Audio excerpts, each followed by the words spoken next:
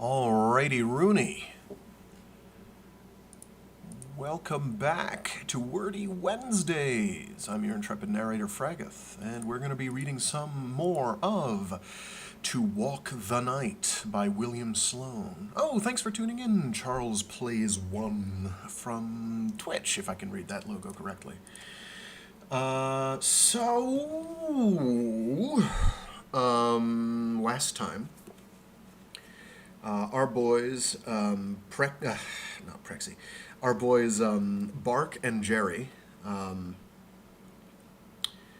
have been having a rather rough night. They went to their alma mater's football game. I don't know if it's homecoming or not. Certainly they've gone to a football game. And they went, after the football game, Jerry's like, oh, let's go swing by the observatory so I can check in with my old mentor, Professor LeNormand. And they get there, they can't find him, they call in, there's nobody there, there's no response, rather. They go up the stairs to where the telescope is, and there's Dr. LeNormand, bent backwards over the chair, bursting into flames. And, they put out the fire, but he is dead, under very strange circumstances. So they call up the dean, and he's like, okay, don't move. Let me go see what this is. If this is some prank, it'll be your ass. It is not some prank. He's like, well, this is really weird. Nothing here makes sense. I don't think you boys did it, but you are going to have to be interrogated by the police because there's a dead body here, and you were here for it, and it was on fire, and you're the first people who saw it. And so they're like, okay, well, that's, pretty much as expected. But there are certain details about LeNormand's past life that Jerry doesn't really want to get into with the cops. Namely, that at one point in time, Dr. LeNormand wrote some dissertation that refuted something of Einstein's, and the general astrophysicist community did not take kindly to it. So there were some pretty heated debates there, and Jerry's like, I don't think any of them did it, so I don't even want to bring it up because it must be someone closer by. During the course of this, though, they learn that the epitome of bachelordom, Professor LeNormand, had a wife who he got basically out of nowhere, and surprised pretty much everyone, and none more than Jerry. Because Jerry's like, no, I knew the guy. He had no use for women. He, one way or another, he didn't care. He didn't really care about that stuff. So we have a lot to learn.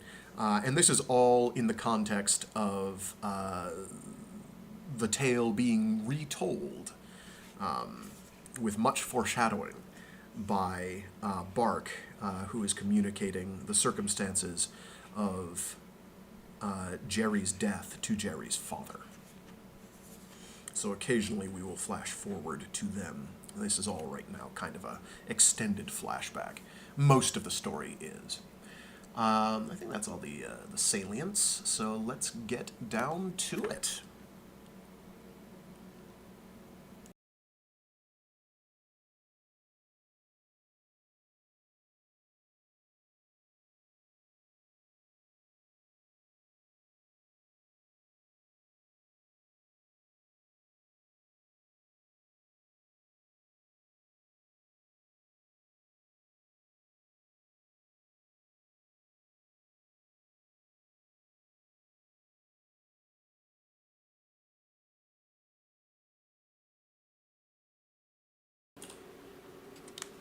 Chapter 4, Interregnum. Brakes squealed on the road outside. We could hear the voices of several men. "Ah, the police," said President Murray. I thought there was a note of relief in his voice, as though he was glad to have an interruption and a termination to our talk. Yes, indeed, it was the police. The boys in blue. The guardians of the peace, the representatives of law and order, arriving at the scene of the crime, if crime it was. A little stir of excitement went through me as their steps began to clang on the stairs. Chief Hanlon was in the van, a white-haired cockerel of a man with sharp eyes and a bit of the brogue still stuck to the knife edge of his tongue. I hadn't seen him since Founders' Night at the Zeet House, when a few of us were organizing a little bonfire in honor of the old lodge. Our mistake was in departing from ancient custom, which dictated the selection of a telephone booth from some farmer's backyard as the pièce de résistance of the pyre. That night we decided to use the town's one and only police booth. That night we decided to use the town's one and only police booth as a variation. Who would have supposed the old boy would hear about it at 2 a.m? I saw him grin briefly at Jerry and me when his eyes lit on us. "Hello, boys," was all he said to us. At his heels was young Pudge Applegate. Pudge is the son, and I presume heir, of Collegeville's former bootlegger, and also Hanlon's son-in-law.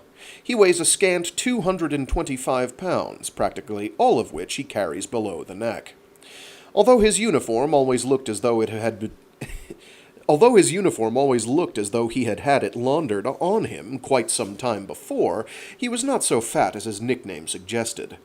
If Chief Hanlon was the brains of the force, he was certainly the brawn. And then there was old Harry. None of us ever knew his last name. He'd been a university proctor till he got too old and philosophical to bear down hard on the pranks and wanton wiles of young America on the loose. Then the Collegeville police force secured his services. I don't know that he ever made an arrest. For a minute or two, the three of them, after greeting Prexy respectfully, simply stared about them silent in the presence of that round, cold room, the dark hummock of LeNormand's body stretched out in the shadows on the floor, and the lingering reek in the air. Finally, Chief Hanlon made a quick inspection of the body and returned to ask a few questions of Jerry and me. We told our story flatly and briefly, and he did not cross-question us about it. I'll say to his credit that he realized immediately that he was up against something outside his experience, something uncommonly nasty. Almost at once he scrawled a note to Parsons, head of the county detectives, and sent it off to New Zion, the county seat. Oh, that's not a period, that's a comma.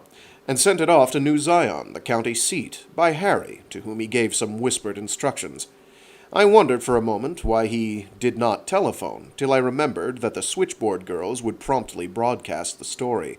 He kept his own hands and Pudge's off everything in the room, and after he had heard our story, he sent Pudge outside to watch the building. He verified from Prexy the fact that Doc Nickerson at the infirmary had been summoned. Then he simply sat on a chair and whistled between his teeth. Prexy left after a few minutes, promising to return later, and the three of us were left alone in that vault. The silence was oppressive. The only time it was broken was when Hanlon stopped whistling for a moment, stared at Jerry and me with his cold blue eyes, and said, "You boys seem to be on hand for the fires." We didn't know how to take that, so we said nothing. Hanlon grinned after a minute and recommenced his whistling. The machine of the dome kept on ticking. Time went on stretching. I don't know how many minutes elapsed before Doc Nickerson arrived, but his appearance was welcome. He nodded to Jerry, whom I suppose he remembered from football days, and went right to work. His examination didn't take long. "Don't move him any more than you can help, Doc," Hanlon cautioned. "Don't touch nothing else." "I haven't moved him at all," the doc said. He turned to his little black bag, took out some cotton and a bottle of something or other. Moistening the cotton with whatever was in the bottle, he swabbed off all his fingers carefully and stood up. "He's dead, of course. Burned to death, apparently. The burns are very severe. The muscles of the upper back and shoulders seem to have been almost entirely consumed. The left scapula is calcined." He closed his bag and came over to us. How did this happen? He, too, seemed to feel the same incredulity that had affected Jerry and me and Prexy. I never saw such burns before. I started to say something, but Hanlon silenced me with a wave of his hand. Doc, can you think of a way that such burns could be caused? The poor feller's half cooked. Nickerson shook his head. It seems almost as though a blowtorch had been held at his back. Hanlon took him up on that. Then he must have been dead when it was used on him? Then he... So this is written phonetically the way he would say it, so it's a little... So the way it's written out... so he writes boys as B''ys. Boys. So for this sentence, it is written as... Then he must a been dead when it was used on him, ? And the then he must is must space apostrophe a apostrophe space. It's just kind of, and the way the line is broken, it's a little difficult to read. Then he must have been dead when it was used on him? But the doctor was being conservative. I can't tell. Obviously, there will have to be an autopsy. Perhaps heart failure. Jerry's voice was tentative. It's impossible to tell anything now, but LeNormand came to me a few days ago for a going over. He did that every year. He was sound as a nut last Tuesday. You don't tell me. Hanlon's voice sounded a trifle disappointed. Jerry said, Doc, could those burns have been made with a chemical? A chemical? What have you got in mind? Something like thermite. It was a new idea to Nickerson. He paused. I don't know. I don't know the effect of the stuff at all. They use it in welding, Jerry explained, and the Italian aviators use something like it on the Abyssinians. It's a mixture of powdered aluminum and iron oxide. Nickerson rubbed his ear thoughtfully.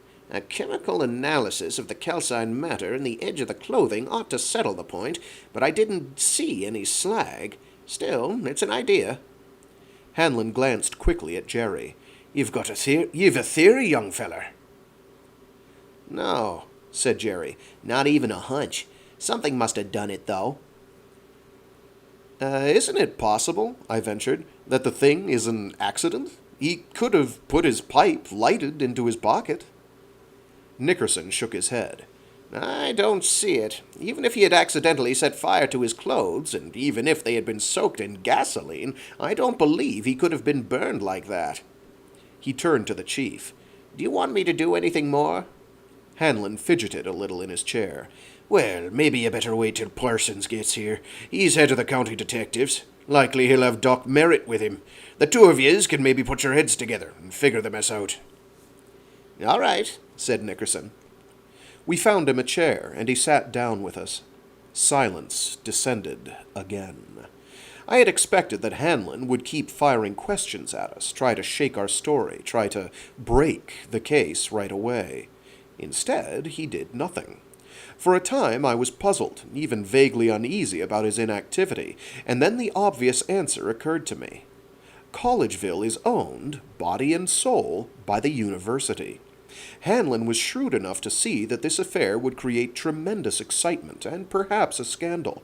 Whoever tackled it would be opening a hornet's nest without gloves. His tiny department was not fitted, any more than he himself, to handle a situation of this sort. He was playing it safe. He was going to turn the case over, untouched and unhandled, to Parsons. When the county men arrived, they appeared to approve of his decisions. Parsons was a slow, calm, neutral sort of man, but he knew his job. He turned Merritt, the county doctor, loose on the corpse. He had photographs taken of every inch of the observatory building. He had every surface tested for fingerprints, and took ours, Hanlon's, Nickerson's, and Pudge's. He sent a man over to Prexy's house to ask him if he'd mind coming back at once. After listening once to Jerry's story and mine, separately, he noted down our stadium ticket numbers and listed the people we'd noticed at the game who might be able to corroborate our presence. He studied the floor, the walls, and every piece of furniture in the room. He took a note of the company that had manufactured the fire extinguisher Jerry had used. A man was sent out to examine the ground outside the building under the dome opening. He put us through our stories a second time, and a third. He hammered and hammered at us, patiently explaining that our story was not very likely. He suggested that we might care to supplement it. When Prexy appeared, he talked quietly with him for a long time, nodding his head from time to time and glancing over at us or at the place where LeNormand's body had been before his men had taken it away. After Prexy left, he climbed up to the dome slot himself and summoned the fingerprint man after him. He was all over the place, remorselessly, efficiently, and unhurriedly. It took a lot of time. Somewhere around midnight, he turned to us. "I don't want to make this any harder for you two than I have to," he said. "I don't want to lock you up. You're the only witnesses I've got, and your story is fishy as hell. But I can't find anything to incriminate either of you so far. By morning, we'll have results of the autopsy and perhaps some new information. I'll have to go over the whole thing with you again, so you'll have to stay in town tonight. Where are you going to sleep?" Jerry and I sighed. We had seen this coming. Jerry told him, We can stay at the lodge, our fraternity house, the Zeta Campus." Hanlon nodded. He knew the Zete house all right. Parsons seemed not too pleased by the suggestion. "We can get a bed there and borrow razors and staff in the morning," I urged. It's too late to find a place anywhere else." Parsons was still dubious. "Well, I don't know." Hanlon was on our side. "Sure, Mr. Parsons, the boys are right. They'll be easy to find in the morning, and it's the sensible place for them to go." Okay. It's O-K-E, so it could be okay. Okay. Parsons wasted no more thought on us. "I'll send a man around to the Zeta house in the morning when I want you. Stay there till you hear from me. On your way now." We went down the iron stairs numbly. As we left the room, we heard him telling Chief Hanlon to arrange an interview in the morning with himself, Prexy, and Mrs. LeNormand, and do it diplomatically. Even the great Parsons was sensible of how much power the president of the university has, and it was plain that he was anxious to offend no one. Outside, both of us drew in great lungfuls of the icy air. It felt almost like getting out of jail to be walking alone across the campus. Without our coats, we felt cold, but something of the oppression that had settled on us back there in Eldridge Observatory began to lift. The ringing in my ears diminished, and my legs felt a little less leaden. "This is an improvement," Jerry said after a while. I remarked that the air smelled good. It was not the most felicitous possible observation. "Poor devil," Jerry muttered. "Hell of a way to die. I hope they get the bastard that did it." Amen. Married, by God. Married. Bark, what could have got into LeNormand? He had no more use for women than the Sultan's right-hand man. LeNormand was all brain. What do you suppose was in his mind? Prexy said she is the most beautiful woman in the world. Not quite. He said some people might think so. And remember the Queen. The Queen was campus slang for Mrs. Murray. We agreed that Prexy might be prejudiced, but neither of us could explain LeNormand's having taken a wife. Jerry thought that if she was half as beautiful as Prexy said she might... Jerry thought that if she was half as beautiful as Prexy said, she might provide the motive, and the idea seemed to give him a good deal of satisfaction. "And Bark," he concluded, "as long as there's this other angle, I'm not going to say anything about the row over LeNormand's work. I don't want to stir up that kind of mess, and there's probably nothing in it anyway. The best thing for us to do is to answer all their questions and volunteer nothing at all." "I'm with you there," I told him, "but it's up to you. You're the one who knows the inside story." "Let's not talk about it any more," he said, and we walked along in silence through the dark. By and by, we came to the Zeet house. The brethren were in good voice by then, and the victory over state was being properly solemnized.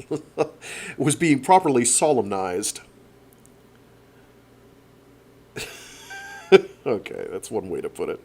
The brethren were in good voice by then, and the victory over state was being properly solemnized. We went up the front steps and rang the bell, shivering. A pledge came out, and we identified ourselves. Buzz Clark, the chapter president, came into the hall to greet us. He was magnificently cordial, but he would have welcomed a tax collector in the same effusive way by that time. He told us to hang up our hats and come in and have a drink. We declined, and asked if there were a couple of beds in the house. He asked us gravely where the ladies were. We told him to go to hell. It went on like that for quite a while. Buzz shouted to the pledge to bring us a couple of drinks, but we wouldn't take them. My God, he said finally, you guys lose your grip fast after you get out of this place. We admitted that we were not the men we used to be in college, but insisted that for a couple of elderly wrecks like ourselves, bed was the only place. He took us upstairs finally and turned us into an empty room. I can't remember undressing or getting into bed. And here we we cut to the present, as indicated by italics.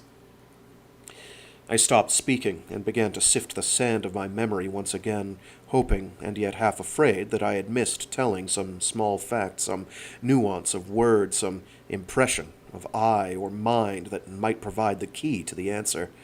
There was nothing. "That's how it was," I said slowly. "I've told you everything, Dad." Dr. Lister was leaning forward, his forearms on the table, staring at the topaz star that the candlelight kindled in the sherry bottle. "Yes," he replied, "I think you have. All three of us have considered the matter 100 times. Parsons, too, is a great detective, in his way. There is nothing to go on, no clues, nothing but incredibilities." He repeated the words softly. "Incredibilities." "There is an answer," I told him, "but I think the answer itself is an incredibility." "Why do you say that?" "I know that Jerry found the answer, and that having found it, he killed himself." He made an impatient gesture. "Why? Because he was afraid to tell it? That's not like Jerry." "No, I don't think that was it. I have a feeling that he did what he did." The lifted gun, the flat, hard crack of the report echoing in that western room, because he was afraid to have us, or anyone, learn the answer, afraid that he might tell the truth, a truth he was afraid to have us know. He poured us each another glass of sherry. "Are you too tired to go on? Shall we wait until morning? It must be almost 11 o'clock now." "No," I said, "I'm not too tired. I don't want to shut my eyes." And now we go back to the flashback. We woke about 9 the next morning. I was surprised at how well I felt after a shower, a shave with Buzz Clark's razor, and a good breakfast.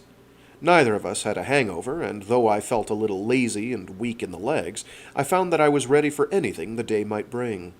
Jerry, too, was less grave and preoccupied. We went into the library and read the morning's papers. There was nothing in them about LeNormand's death. The story had apparently broken too late, at least, for the out-of-town editions. We read the account of the game the day before.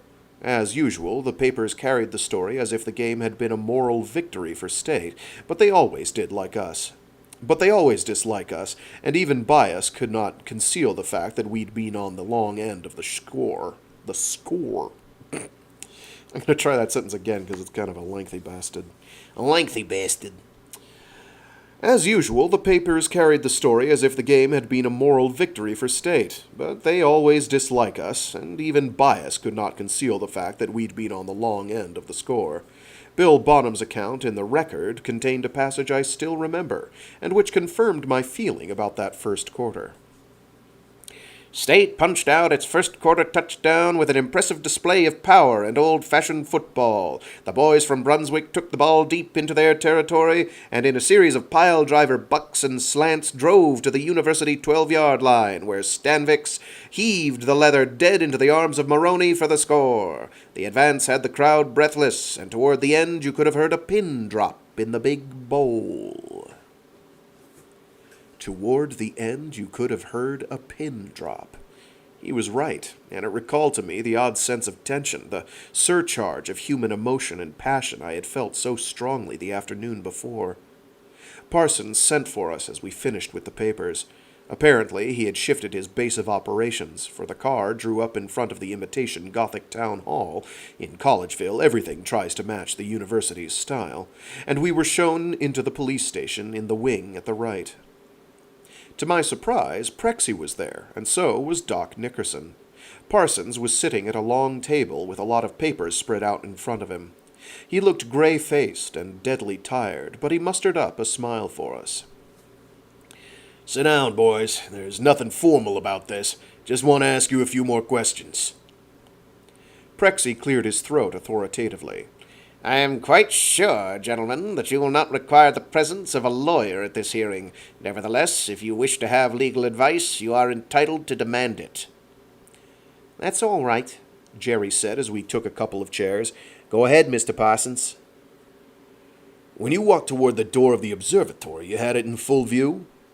Yes, although of course it was dark and there was only the one light, and we weren't watching it consciously. But you were both still positive that no one came out of that door during the time you were walking toward it? Jerry paused. Neither of us saw anyone. The odds are that one of us was looking toward the door every second of the way. Then, from the time you approached the observatory, you don't believe anyone could have left it without attracting your attention? Parsons seemed to be aiming the question at me. Well, I said, not through the door. Somebody might have got out through the slot in the dome. They didn't, said Parsons grimly. There's a wide bed of plants on that side of the building, and anybody leaving that way would be sure to leave traces. There aren't any. Suddenly, Jerry stiffened beside me and leaned forward. There is a way that someone could have got out of the building without our knowing it. Prexy looked surprised, but Parsons smiled. Uh-huh. Then, after a pause, well, Mr. Lister? Whoever did it might have sneaked down the stairs when he heard us at the door and gone into one of the classrooms. They were dark and we didn't look in there. Then, when we went up the stairs, he could have slipped out and made his escape. Parsons looked triumphant. You've got a head on your shoulders. What do you say, Mr. Jones? What do you say, Mr. Jones? I was puzzled. I can't see any reason why it isn't possible, I replied. But you don't think it was that way. Why not? Well, I struggled to find words for an intangible impression. When we entered the hall, I glanced at the two dark open doors of those classrooms. There may have been somebody in one of them, but it didn't feel that way. It felt like an empty house. Putting it that way sounded silly to me, but Parsons nodded encouragingly. Yes, he said, I know the feeling you mean. I often rely on it myself. But in this case... He looked at us all thoughtfully. I think we have to decide that that is how the murderer got out of the building. The murderer? Jerry said. So you're sure it is murder? I can't stop saying moida. I can't stop. The murderer, Jerry said. So you're sure it is murder? There wasn't a trace of any organic defect to make it anything else, said Doc Nickerson. Did you look for traces of chemical? Jerry's voice was eager. Of course. We can't be positive this early. The doc's voice was positive, though. But I couldn't find a trace of any such agency. I tested for thermite. Here he grinned at the two of us.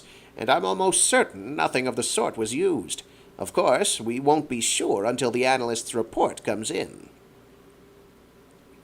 So there goes your theory, observed Parsons with a certain satisfaction. Now, young fella. He went on with a pointed look at Jerry. "From what you said last night and what I've been able to find out, you used to be a friend of the professor's. That right?" Jerry nodded. "Yes, I suppose so. As much of a friend as he ever had, I think." I noticed Prexy frown a moment at this. "Then," Parsons' voice seemed to me to contain an entreaty concealed under its brusqueness, "what about any enemies? Did anyone hate him, you know?" "Not to the best of my knowledge." "You don't know of any personal rows he may have had?" Jerry rubbed his palms together. "Well, he did have an argument with some other astronomers and physicists, but he stopped it of his own accord. In a way, he sort of gave in." "Ah, what was this row about?" "Professor LeNormand wrote a paper called A Fundamental Critique of the Einstein Space-Time Continuum. Some of the men in other universities and foundations disagreed with him." "And the row was over that?" Parsons sounded disappointed. "It wasn't really a row. It was a scientific argument." Prexy said smoothly, "That was over 2 years ago. I am quite sure the whole thing was a closed issue. We all admired LeNormand's work enormously, but the feeling about the paper was that he had left the solid world of scientific fact a bit too far behind him in this work." Parsons nodded. "Is the kind of murder motive I've never been able to believe in myself." He was silent for several minutes, apparently trying to think of another question to ask us that would make sense. Finally, he picked up 2 folders of typewritten papers. "Here are a couple of statements, one for each of you. Read 'em over and sign 'em." He shoved them across the table at Jerry and me. We read them carefully. In mine, at least, there was nothing that I had not said, and that was not, so far as I know, the literal truth. I signed on the last page, and Jerry did the same with his. Parsons gathered them in. I inspected the signatures and jotted down our New York address. "Well, boys, I guess that's all you can do for us at present. Your stories are consistent, and I can't find a reason for holding you. If you move or anything, keep in touch with us." We promised to do so. "And one more thing. If I was you, I wouldn't talk about this to anybody. See a lawyer if you want to, but don't go to the papers." "For the protection of the university's good name," Prexy said to Parsons, but with a weather eye on us, "I am quite sure they will be discreet." Again, we promised to be good boys. Parsons stood up and shook hands with us. "You can go now. Thanks for helping us out all you could." My own idea was that he was putting on an act for Prexy's benefit, but it was all to the good so far as we were concerned. The thing could have been much more unpleasant, and certainly we were treated with every consideration. Light-heartedly, we left the room and the building. On the sidewalk in front, we paused for a moment to discuss our next move, and I felt a hand on my arm. To my surprise, it was Prexy. "Let's walk down the street a little way," he said. "There is something I want to ask of both of you." A little mystified, we turned and started toward the campus. "If we can do anything more," Jerry began. "I know." Prexy's voice was very careful. "How horrible this has been for both of you. Doubtless you both wish to wash your hands of the whole matter, but I am compelled to ask you to assist me in one more way." He paused. "By the way, you handled yourselves in your relations with the police like gentlemen and university men." That was, for Prexy, equivalent to giving us an accolade. "Thank you," Jerry said. "Of course, if there is anything we can do, we'll be only too glad." "Good," said Prexy. He swung us right down Sandford Street. "Last night, and again this morning, when I talked with Mrs. LeNormand," he paused to give us the picture of a strong man, noble in the accomplishment of even the most heartbreaking of duties. "she expressed a strong desire to see you. Naturally, she wishes to thank you for your courage and intelligence last night." Nothing in this world appealed to me less at the moment than the idea of talking to LeNormand's widow. To me it seemed desirable not to bring the full horror of the tragedy home to her in any concrete, immediate way, such as meeting us and talking with us.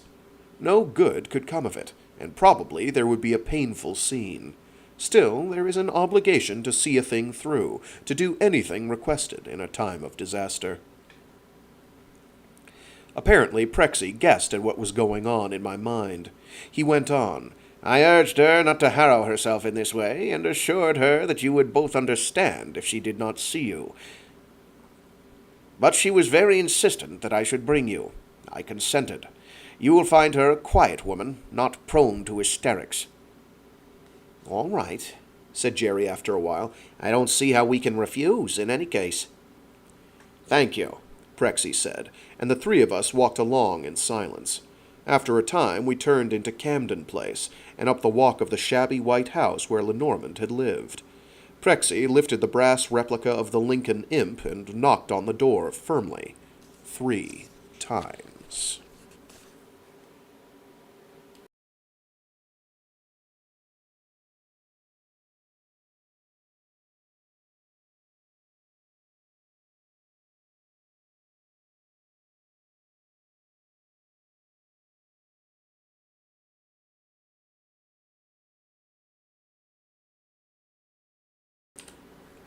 Chapter 5. Beauty for Ashes. Jerry told me afterward that LeNormand's living room, into which we were shown by a red-eyed domestic, had not changed in a single detail from his recollection of it. The room was square, with 2 windows on the street and another on a side yard. You entered it from the central hall through a wide double doorway. There were 2 Morris chairs with faded upholstery, a lumpy-looking sofa with a cretonne cover, several bridge lamps of the sort sold at the co-op for students' rooms, a small, rather ugly mahogany bookcase with glass doors, and on the walls 3 or 4 pictures obviously not selected by the university art department. On the center table was a litter of magazines and 2 untidy ashtrays. In short, it was a bachelor's room, and plainly the habitation of a man who did not care much how things looked. What astonished me was the complete absence of the feminine touch.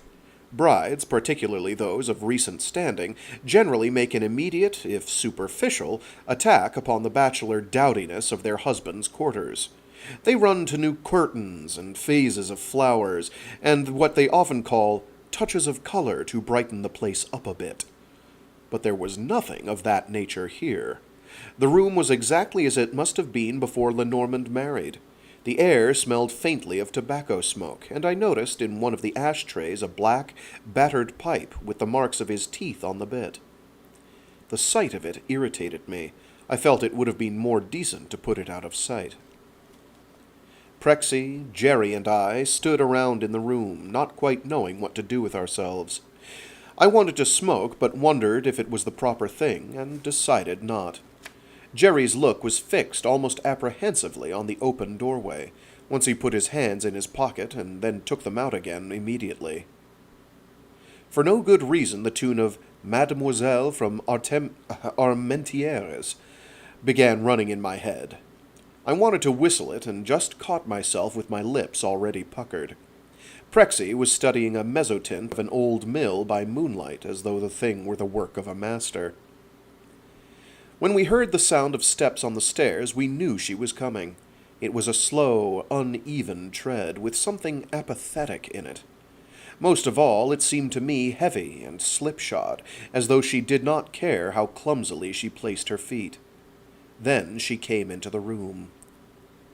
The human imagination is an odd thing. Prexy had said that some people might consider Mrs. LeNormand the most beautiful woman in the world, and my mind had been busy creating an image of the woman to whom, had I been Paris, should have been awarded the golden apple. She did not look anything like the figure I had constructed in my mind. The first thing I saw about her was that she was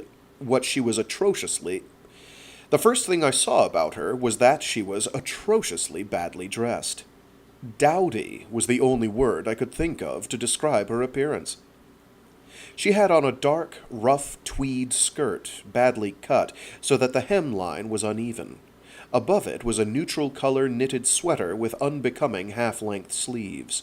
Her stockings were the wrong shade for the skirt, and her shoes a pair of new Oxfords, badly scuffed at the toes.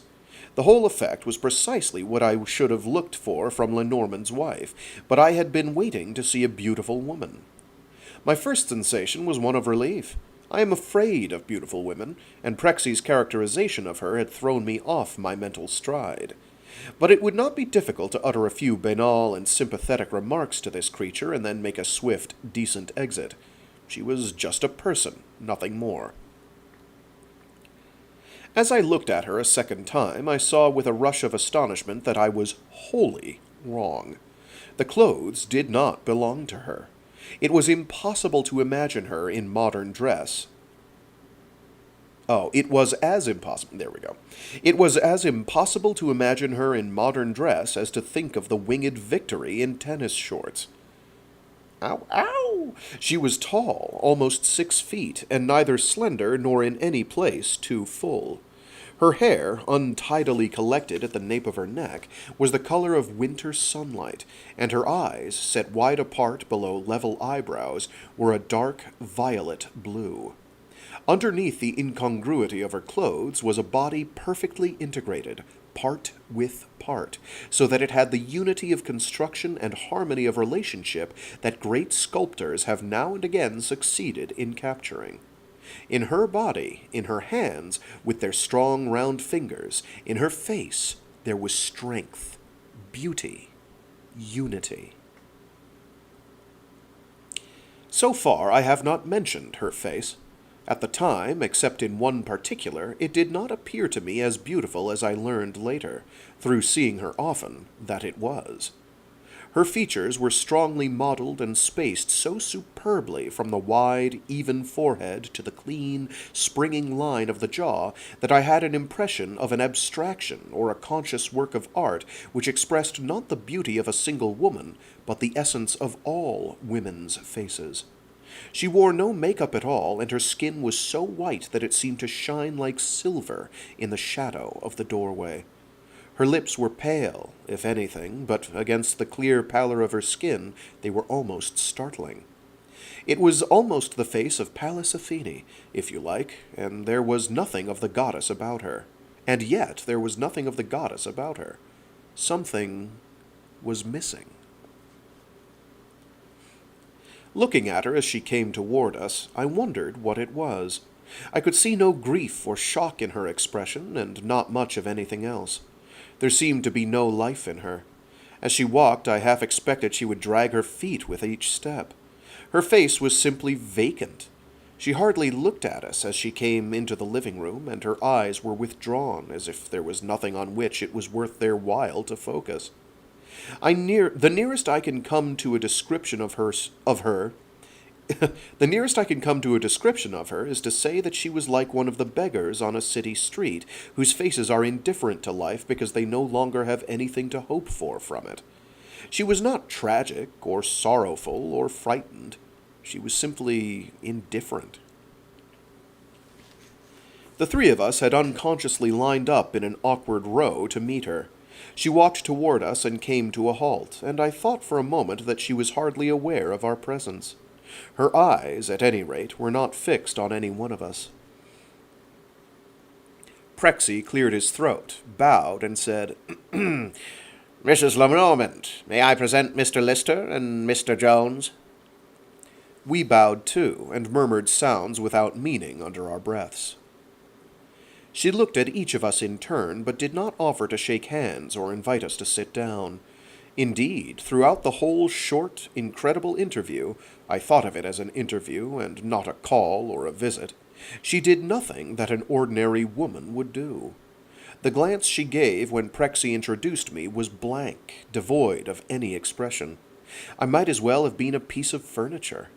When she spoke, her voice was consistent with the rest of her.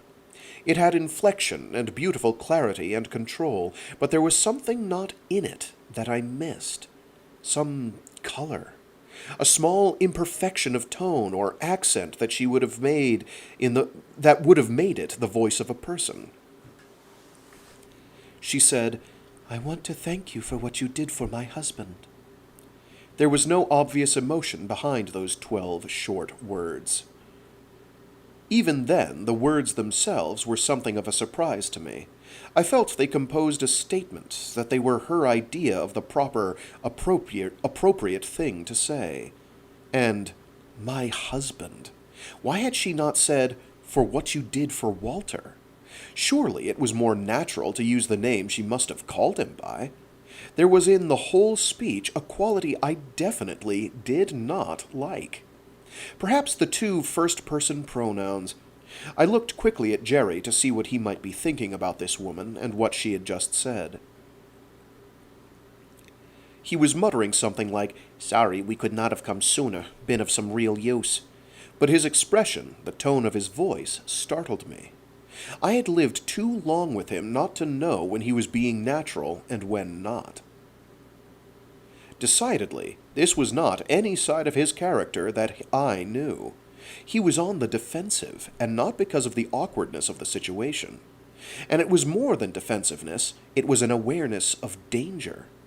At the time, I could not have put it so precisely, but he was like a man who, dining with the Borgias, has just felt the harsh rasp of the poison in the wine, but seeks to conceal what he is feeling.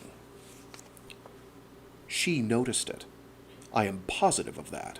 And for an instant she hesitated, looking at him. Then she said, "It is very good of you to come to see me. President Murray has told me of your bravery." She kept on looking at him until Jerry began to flush, and as I watched her I saw something happen to her face. The vacancy of her look began to disappear. Interest came into her eyes.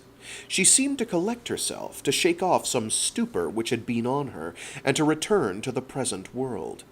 It was astonishing, and I did not entirely like it. There was a dispassionate quality to her inspection of Jerry that was far from complimentary. Whatever it was that was waking in her, it had an unusual effect on me. I wanted to take a step backward, to keep it at more than arm's length until I understood it better. But after all, it was not directed at me. Jerry appeared ill at ease, but plainly he did not resent her look as much as I did.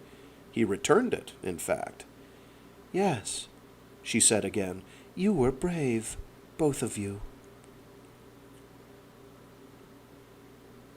"Yes," she said again, "you were brave, both of you." The second sentence sounded like an afterthought. We deprecated her praise, told her it was nothing. There was really no bravery in what we had done, or at least it did not seem so to me at the time. Perhaps I was wrong about that, and she was wise. To her, the whole thing may have worn a different aspect. She turned to me and said directly, "He was dead when you found him?" The entire interview seemed so strange that her question caught me napping. The picture of LeNormand's eyes moving leaped to my mind, and I must have hesitated a fraction of a second. "Yes," Jerry spoke swiftly, emphatically. "I want to tell you, Mrs. LeNormand, that when we first saw him his face was very calm. I am sure he suffered no agony at all. The details are horrible, I know, but I have the feeling that he must have died without pain." "It helps to know that," she said carefully. After a moment, still looking at Jerry, she went on, "I cannot understand his death. There is no reason for it." Prexy said, "You mustn't think about it." "I know," she replied. "I know. You must not think me strange for asking these questions. The answers to them may help me to stop going over and over it in my mind." "If there's anything more we can tell you," Jerry said. She turned to him again with a curious intensity. "It will seem a foolish woman's question to you, Mr. Lister, but he didn't leave any message, any note, anything to explain what happened to him?" Jerry shook his head. "There was nothing, Mrs. LeNormand. I am sure he did not know he was going to die." "No," she said, "of course not. But sometimes, when he was staying all night with his telescope, working, he sent me notes to say that he would not be home. If there was such a note as that, I should like to know of it." And here we have flashing to the future. I'm going to try and make these distinct verbally so you can get the vibe, have a different intonality when doing them. A little wind had sprung up from the sound, and the trees were whispering in the dark. Under the starshine, the water of the bay was moving, the ripples coming faintly toward us, and making the sound seem like a river, flowing out of invisibility and pouring itself on the shore. As I watched it, the illusion of a current was so perfect that I had to remind myself there was no flow, no current there, but only the eternal, unchanging reservoir of the sea. "Of course," I said to Dr. Lister, "I can repeat the words we said, or something like them, but I cannot reproduce a conversation. Expression, the posture of bodies, the pitch and timbre of voices, the gestures, are all lost in the retelling." He had been listening to me with the most extraordinary attention. "I understand that, naturally. Neither of you ever told me what was said when you first met her." "It's odd," I went on, "how quick one is at moments like that to take things at their surface value. When she said to Jerry, 'It will seem like a foolish woman's question to you, Mr. Lister,' I think we both accepted her estimate of what she was saying. Now it does not seem at all like a normal question to me. And her story about notes LeNormand used to send her, does that sound credible to you?" "No," he answered. "You see, these are things that I have been fitting together in my mind. They are all small things, but they add up to something."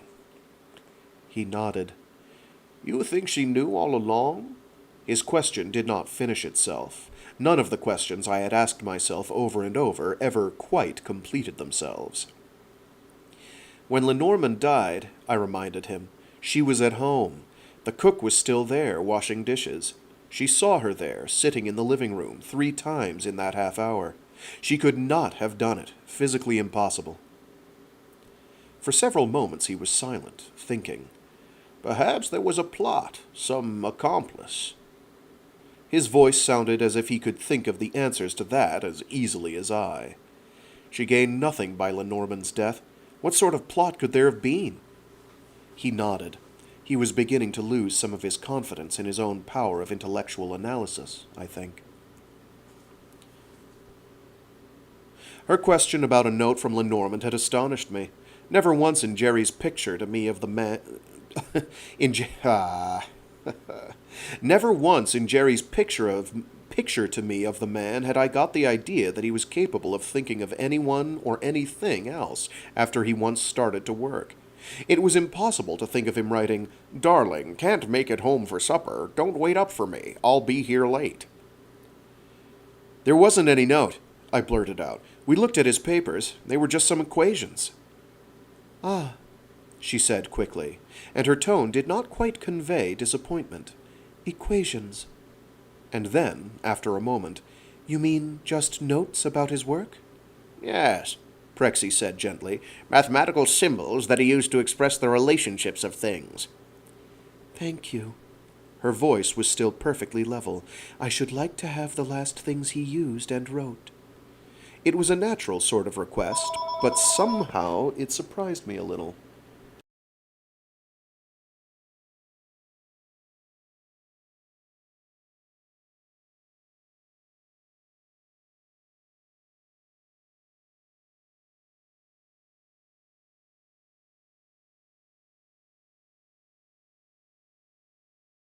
Sorry about that. Let's try that again.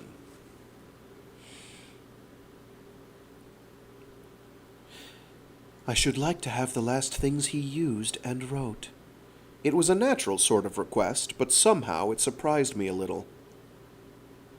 "I'm afraid the police will have to keep them, for a time at least." Prexy sounded almost as though he were explaining something to a child. "Yes. Yes, of course." Jerry said quietly, "I can't begin to tell you how sorry Bark and I feel about this, Mrs. LeNormand. Your husband and I were friends. If there is anything at all we can do for you, please feel that we'll be only too glad to do it." She looked gravely at him for several seconds. "Thank you. It is very kind. If there is anything, I shall most surely call upon you." In the awkward pause that followed, Prexy cleared his throat. "Mrs. LeNormand," he said, "if you would like me to get in touch with any members of your family, or his, make any travel arrangements, I shall be only too happy." She seemed, for the first time, at a loss. I do not know anything about Mr. LeNormand's family. He never spoke of a family. I don't know what is the right thing to do. We were all deeply surprised, I think, but Prexy recovered himself quickly. I understand, he said soothingly. I shall see what I can find out. Doubtless in England. And what about your own family? She shook her head. I have no one to notify. No one? Prexy's voice was, for all his control, clearly incredulous. No one at all, she said with a faint smile. I see. But it was plain that Prexy did not see, that she had baffled him, thwarted him in some way not clear to me at the moment. When I have had a few days to think this all over, she went on, I shall consult you, if I may, as to what is the best for me to do. Certainly. I shall be only too glad. Prexy's voice sounded stiff. Please, she said, looking at each of us in turn, do not be too distressed. Do not worry about me. I shall be all right. And do not think of this dreadful thing which has happened. It will be best for all of us not to think too much about it. We must leave it to the police. Thank you all again for coming.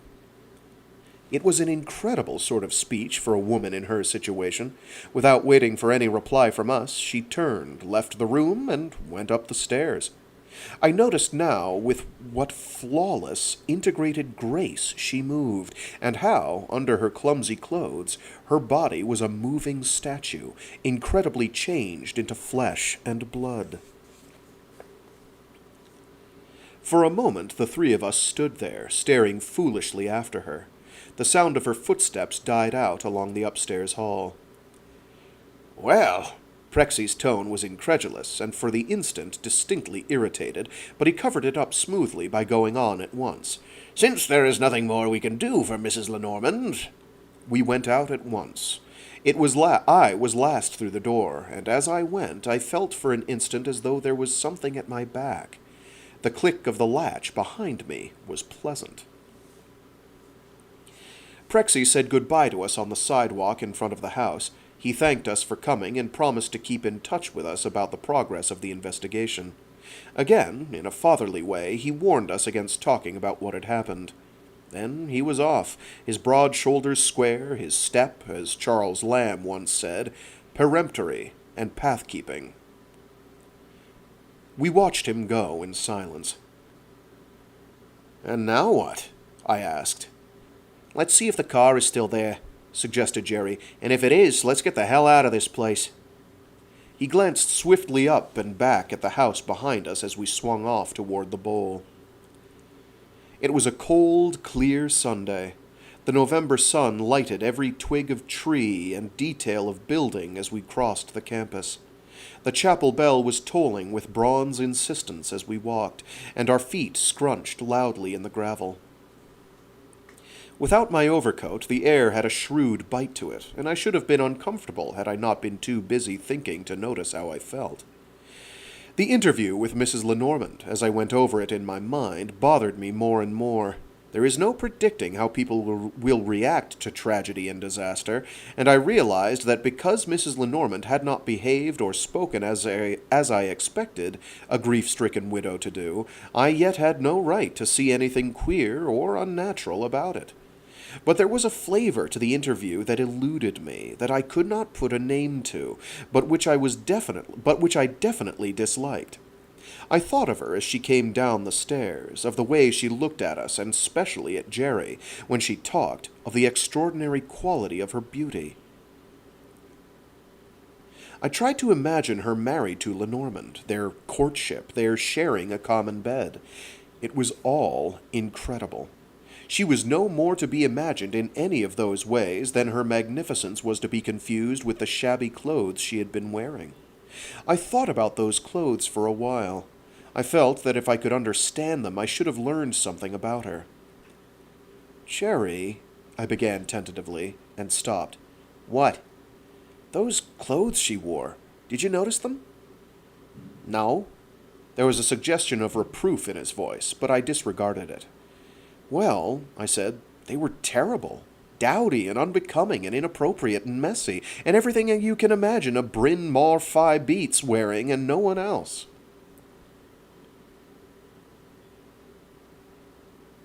He glanced at me with a little frown. I don't see what you're trying to say. I was wondering, I said carefully, why she dressed like that. Good God, Jerry replied in amazement. What do you expect? Paris fashions when her husband's not yet cold? He bit off the end of the sentence. Easy, easy, I said. Whatever she wore this morning, it had to be something she already had. I can't believe a woman like that would ever dress herself in that skirt, that sweater, those shoes. He saw that I was earnest. Well, I didn't notice especially what she had on, but I'll take your word that it offended your aesthetic eye. He paused and said, half to himself, Though, if you have an aesthetic eye, well, shoot, what's on your mind? Well, I went on doggedly, feeling foolish, I just wondered if LeNormand had bought those clothes for her. It's possible. What of it? Several things of it. One is that I never got the idea from you or from LeNormand the few times I saw him that he was the sort to buy any woman clothes, not even his wife. Jerry grinned. Nah, you're right there. But the only thing that proves is that he probably didn't buy them after all. I tried again, another way. She is a very beautiful woman, I said, and beautiful women almost always know that they are, and they don't dress to conceal the fact. She didn't conceal it. Damn it, I said, you don't get the point. Those clothes were too wrong for her even to own them. For one thing, she's too intelligent. That was it, of course. Why hadn't I realized it before? She was too intelligent. Too intelligent. For all her beauty and her strangeness, it was the quality of mind that had most impressed me about her. The way she had questioned us, the precision and calculation of everything she had said after the first minute or so came back to me in a rush. She had not been speaking from grief or even loneliness. There had been something she wanted to find out from us, something she had found out from. Okay, let's try the sentence again. There had been something she wanted to find out from us, something she had found out from us. Perhaps more than one thing. At any rate, she had cross-examined us mercilessly and directly, and I'd been such a dunce I had not even realized she was doing it. I felt my mental pulse begin to quicken. If that was so, what did it mean? The first conclusion I came to was a disappointing one. Neither her beauty nor any mystery about her was necessary to explain her marriage to LeNormand. He had met someone intellectually equal to himself. She was a woman, and so he had married her. Perhaps she had been as surprised, as glad as he must have been to find, in a world of little people thinking small, imprecise thoughts, a person of the same intellectual size and efficiency. The very fact, I thought, that LeNormand was such a lonely man, so little in need of people, must have made the attraction between them deep and strong. It was natural they should have married. Natural, even, I had to admit, that she should care nothing at all for clothes. Perhaps it was inevitable that she had reacted to the news of his death in a purely mental, impersonal sort of way. The quality they had in common would make anything more customary for the rank and file of humanity out of place, a psychological absurdity. People with minds as strong and clear as I realized upon reflection hers must be, were more likely to be stoical and self-contained. I began to feel I'd been scenting mystery where there was none. I don't see, Jerry was saying, what intelligence has to do with the clothes a woman wears, necessarily. All right, I conceded somewhat crossly. Forget it. I had an idea, but on second thought it isn't so hot. One thing, said Jerry. It's no mystery now why LeNormand married her. Prexy was right. She damn well is the most beautiful woman in the world. She's certainly one of the most intelligent. Maybe. He did not sound particularly interested. You needn't try to be that way, I said to him, with a little prickle of annoyance beginning to come into my tongue. I saw you look at her when she started to cross-examine us. What the hell are you talking about? Listen, I said to him patiently. When she began asking us all those questions, I saw you go on guard. Mentally, I mean.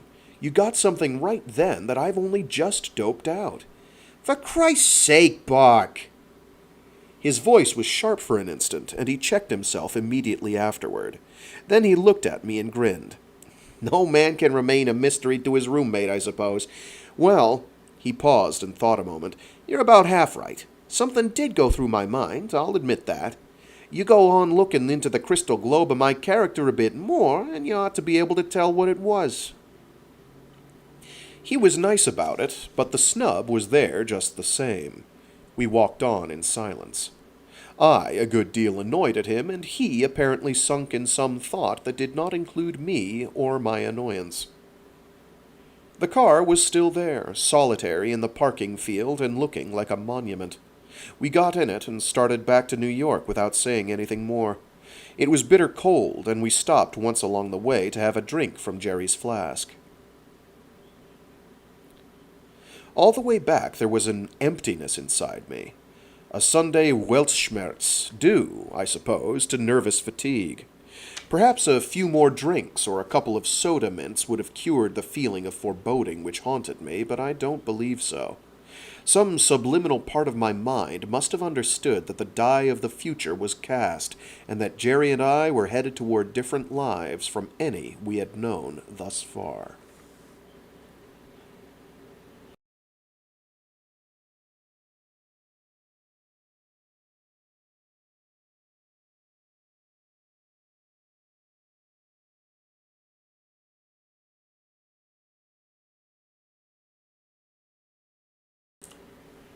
Chapter 6. What seems so is transition. There is one thing to be said for Mondays. They take the mind off everything else. When I reached my desk the morning after our return to New York, it was 3 feet deep in unpleasantly persistent folders from the tickler file. By the time I had worked my way to the bottom of the heap, it was 6 in the evening, and I headed down toward our Greenwich Village apartment with almost nothing in my head but plans for the next day's work and an increasing enthusiasm for a shower and a leisurely pre-supper cocktail. Although the stories in the papers had been sensational, none of them mentioned Jerry's name or mine, and only 1 or 2 referred to the fact that the body had been found by, quote, 2 graduates of the institution, unquote. Most of the reporters seemed to feel that it made a better story to have Prexy discover what had happened to LeNormand, and he had been drawing an infamous quantity of publicity. I was well content to let him have it all, and more than a little grateful to him and Parsons for not giving our names to the press. Jerry had a fire going in the grate, and the cocktail shaker was already standing on the coffee table in front of the sofa.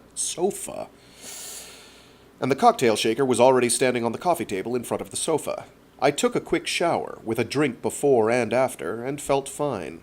Then I went out to the kitchen and fixed supper. It was my week to cook and Jerry's to wash dishes. We ate heartily, but without conversation, and I left him washing the dishes. His only comment was that when I cooked a meal, I used every utensil in the kitchen. Before he came back into the living room, I made a discovery that left me distinctly unhappy. The drop leaf of the desk was down, and a partly written letter in Jerry's hand was lying on the blotter. Without meaning, or wanting to, I read the salutation. It was, "My dear Mrs. LeNormand." It gave me an odd start to see her name, and although my first thought was that perhaps I, too, ought to write her some sort of note of condolence, the more I considered it, the more out of place a letter from us, either of us, seemed to me to be. Perhaps Jerry had thought of something else that he had wanted to tell her, but I doubted it. The only other idea that occurred to me was that he wanted to write to her, and the implications of that were not entirely plain to me. After a while he came in from the kitchen and sat down at the desk.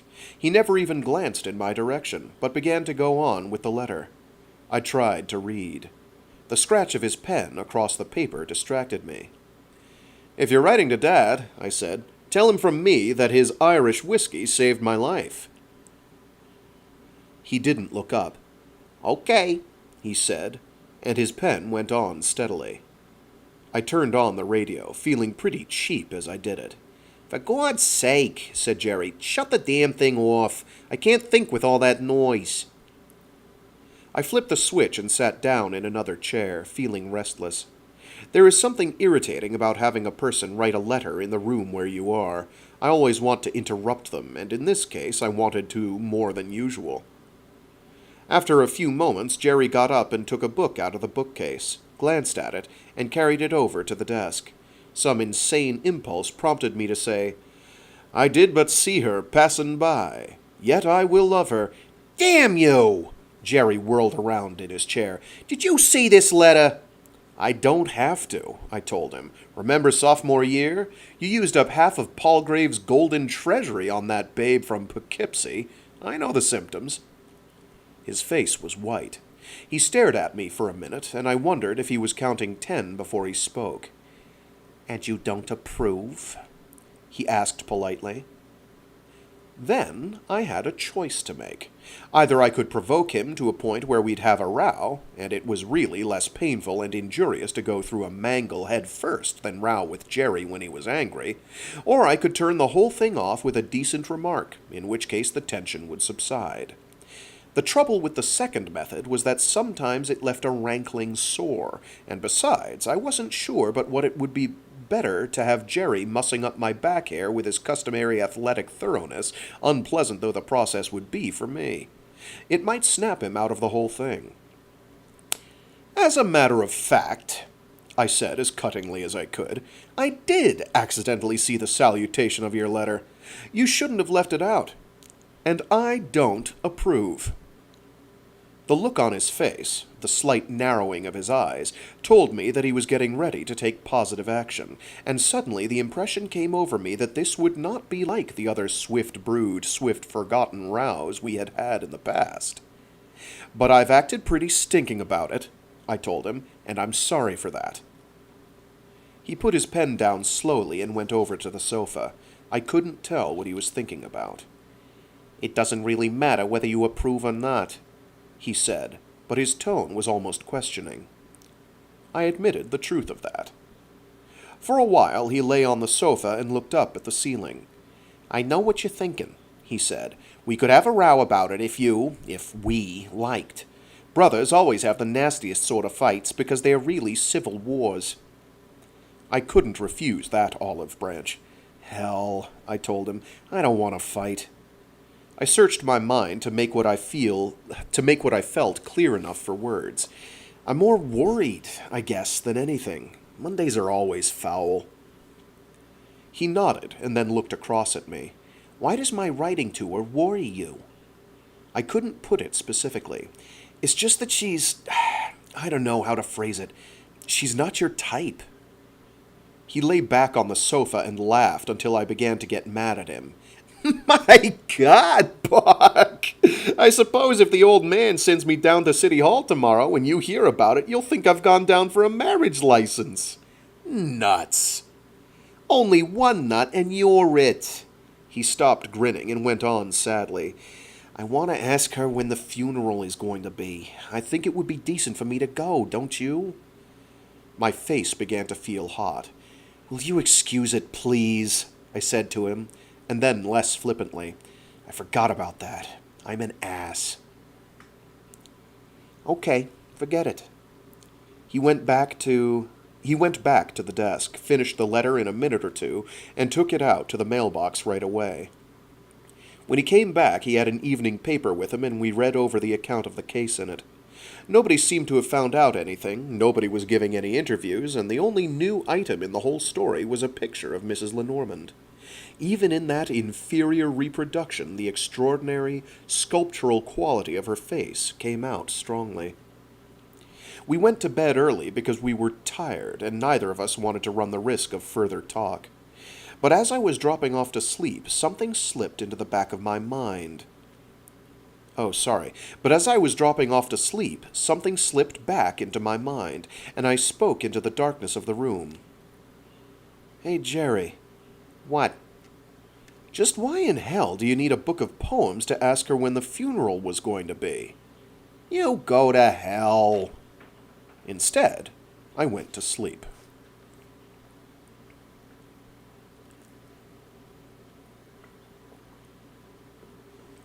He lit another cigarette and said, You never told me about that episode. It isn't one I'm very proud of. Then you are telling it to me for a purpose. Yes, I said, and paused. The night was luminous around us. Starshine is the lovely word for the light that is faintly implicit in the dark of a clear and moonless night. But it is not the greater part of it. A radiance from the stars. Jerry once told me that most of it was caused by the fact that the gravitational field of the Earth bends the rays of energy from the sun around the curve of the Earth and causes the whole upper air of the night to glow dimly from the molecules which those rays strike and excite. The tip of his cigarette turned red-white for a moment.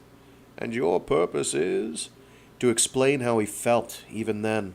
Except when it was a question of her, Jerry was never devious like that.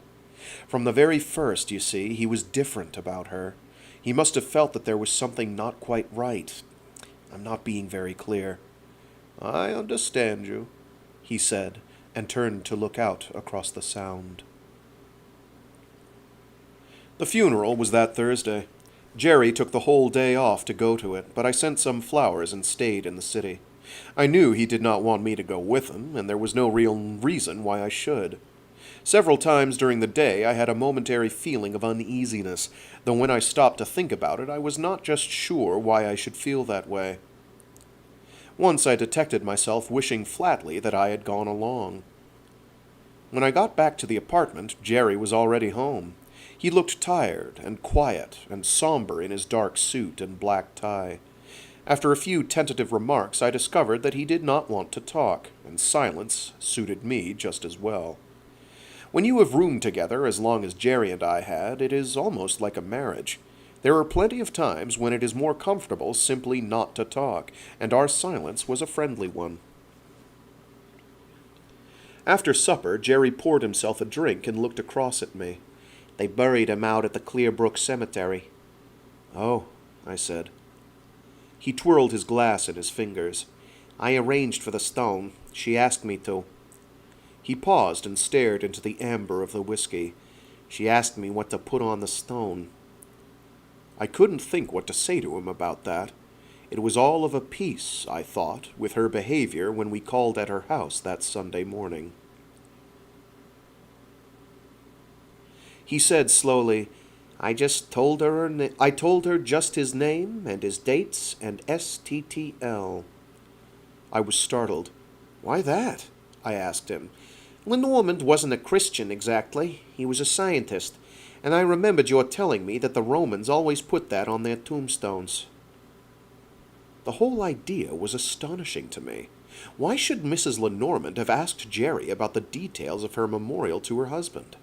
A moment ago it had seemed natural to me because it was consistent with her behavior at that strange interview with her last Sunday. Now it seemed to me that the only rational element in the two episodes was their common denominator of strangeness.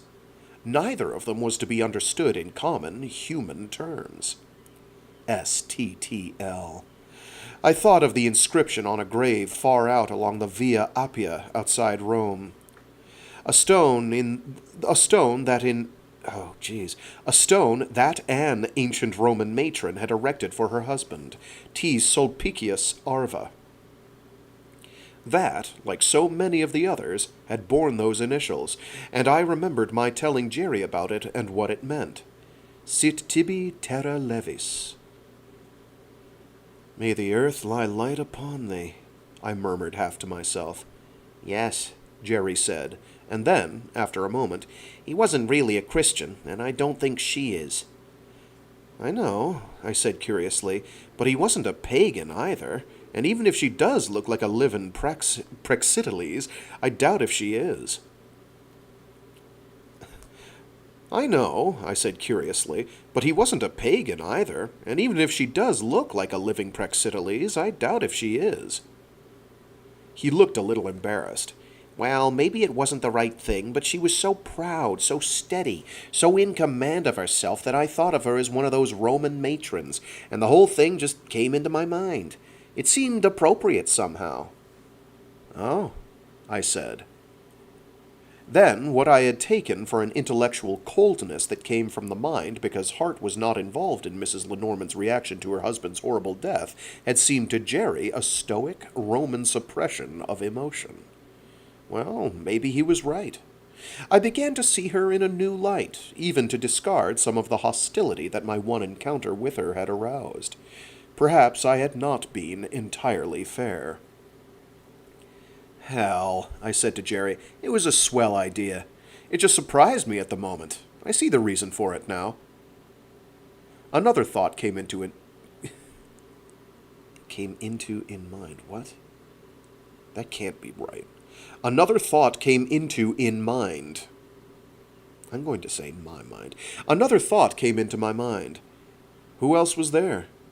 He stared into his glass and finally said, "Just she and I and Prexy and old Doc Lassiter from the math department." There was a pain in his voice. "Hardly any flowers even. It was rotten. I felt sorry for her. What's she going to do now, I wonder?" And I found suddenly that I was intensely curious. What new niche could such a woman as Mrs. LeNormand find in life? She had told Prexy and Parsons that she had no family. Apparently, then, she had no home to which she could go back. Life in Collegeville surely would prove almost intolerable to her under the circumstances, even if her strange beauty— I cut that thought off right there. Jerry did not look at me as he replied. "I told her that she ought to get away. She can't stay on there, Bach. It would be plain hell. She needs to get away someplace where the life would be different, and take her mind off what's happened. Someplace where she could disappear from sight, find new friends and a new interest in life. Don't you think that's the dope?" The entreaty in his voice was plain. He looked at me half defiantly, half pleadingly. Naturally, I knew then what else he had said to her. He had told her to come to New York. I faced the issue squarely. Subconsciously, I must have known all along what sort of effect she could have on Jerry, and no matter what I thought of her, there was no possibility of evading the ultimate issue. And just as you know at the very outset of a Greek tragedy that the gods have willed a full carload of grief for the protagonists, so now I felt certain that if Jerry and Mrs. LeNormand were to fall in love with each other, there could be no happy ending to it. It was not my affair beyond a certain point, and I felt instinctively certain that that point had already been passed. Tragic though the outcome might be, there was nothing for me to do now. "Well," I observed as casually as I could, "the obvious place is New York." He nodded and gave me a grateful look. "That's what I told her." "And what, Mr. Bones, did she say to that?" "I think she agreed. She told me she hadn't made any plans as yet, but she's going to let me know if she comes to the city." He was silent for a moment, and his eyes were withdrawn. I guessed that he, too, was looking ahead and weighing things in his mind. Then he smiled, as though he had thought of something pleasant. "When she does come, we'll have to rally round and give her a good time." "Sure," I said, making the mental reservation that it probably wasn't in me to give that woman a good time, but that she'd never miss me so long as Jerry was on hand. For a while, then, the conversation came to a full stop. Neither of us could think of a way of getting it going again, though I could see that Jerry had something else he wanted to say if he could find the right formula. He took one or two thoughtful pulls on his highball. "Listen," he said finally, "I know you think this whole thing is crazy. Probably it is. But to tell you the honest truth, I was wondering if Grace—" He stopped and looked at me. I couldn't imagine why he should mention her at this juncture. My mother is one of the most delightful women in the world from one point of view, from more than one point of view. In fact, Grace is a wonderful woman who was simply not designed by God to be a mother. She is gay and charming, still looks only about 30, dances superbly, dresses in the most flawless taste, has a notable flair for interior decoration, reads a lot more books than you'd suspect, and lives the ideal life for her with Fred Mallard. He inherited about $1 million at the age of 21, and they retired from life's more strenuous battles. The two of them travel over Europe and America together, dance, drink, make love to each other. They're a disgustingly devoted couple. Move into a different department every year just to have the fun of fixing up a new place, collect various minor sorts of objets d'art, and are generally as delightfully ornamental additions to the theory of the leisure class as you could hope to find. They have a vitality about everything they do that is practically indistinguishable from youth, but it is never obtrusive. But Jerry's half-finished question about Grace startled me. He and she had always got on superbly together, partly because she was so grateful to Jerry's father for virtually adopting me and hence removing the problem of little Barclay Jones from the bright lexicon of her life with Fred. Jerry, I knew, had always liked her, and recently, as he had got old enough to appreciate her, I think she had begun to delight him. After all, of her sort she is perfect and irresistible, and Jerry, to whom she was indirectly indebted and for whom she was not in any way responsible, was really a protégé of hers. She used to labor over his taste, give him subtle little presents of a bit of chinoiserie, or a rather over-ornamental dressing gown for Christmas, in what I feel sure was a campaign to feminize his solidly masculine taste.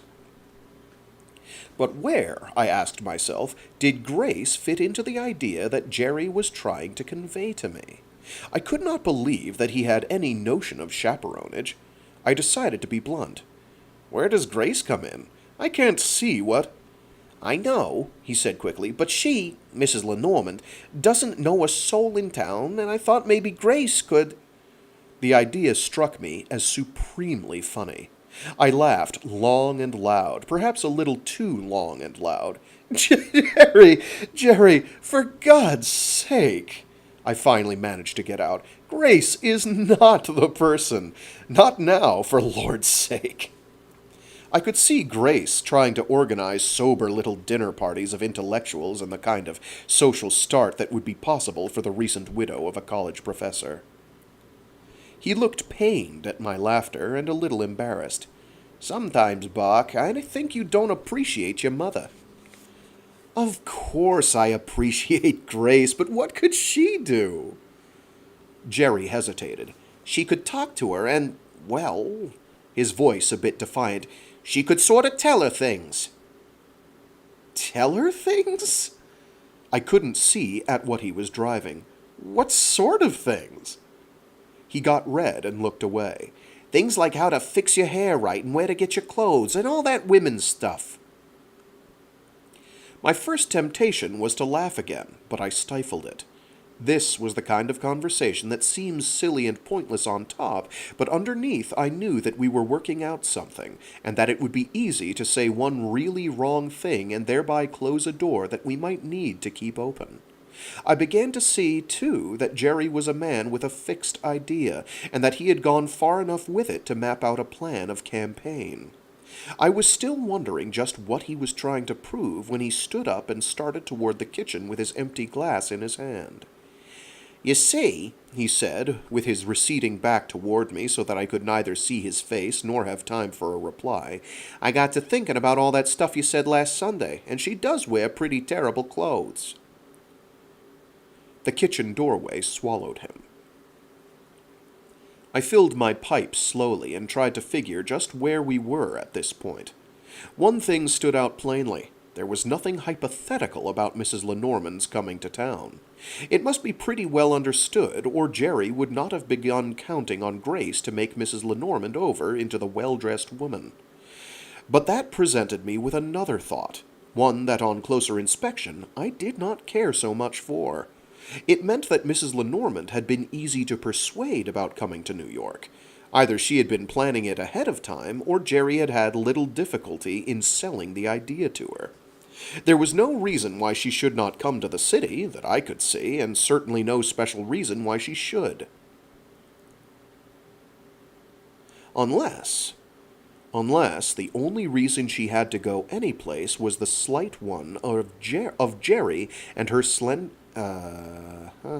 Unless the only reason she had to go any place was the slight one of Jerry and her slender contact with him. Perhaps that reason was more compelling than I liked to think about. The whole situation appeared to me strange and made me uneasy, with a feeling of anxious uncertainty that was not related to the past. By that I mean I was not now thinking about the death of LeNormand and the horror of his body burning in that chair under the round, gray dome of the observatory. Instead, it seemed to me that whatever it was I dreaded lay in the future. There was something less than final about LeNormand's death, anyhow. Even then, I was sure that it would not be solved by the police, at least until they discovered the motive for it. I wondered if Mrs. LeNormand knew the motive. If she did, apparently she had not confided it to the police, for they, to judge by the papers, were making no headway at all. Well, it was plain that she was coming to New York, for unless that was so, I knew that Jerry wouldn't have brought up the matter of Grace, and her function as a civilizing influence on Mrs. LeNormand.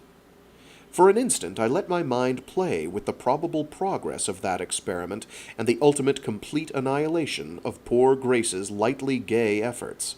Most of her efforts were lightly gay, but generally they were effective. To make a silk purse out of what? Out of the most beautiful woman in the world. Grace, I considered, would be definitely fighting out of her class and would not be able to accomplish anything. How wrong my imagination was in this respect, I was not to find out till later. Jerry came in from the kitchen. "Listen," I said to him, "let's quit this beating around the bush. There's no point in it. When is Mrs. LeNormand coming to New York?" "Tomorrow." I started to say, "Jesus!" in surprise, and then choked it off. The surprise lasted only a fraction of a second, but the cold inner conviction of alarm stayed with me all night. It was too soon. It was too swift. It had passed out of the realm of things that are odd and unpleasant into a sphere where they are so odd that their cumulative effect is terrifying.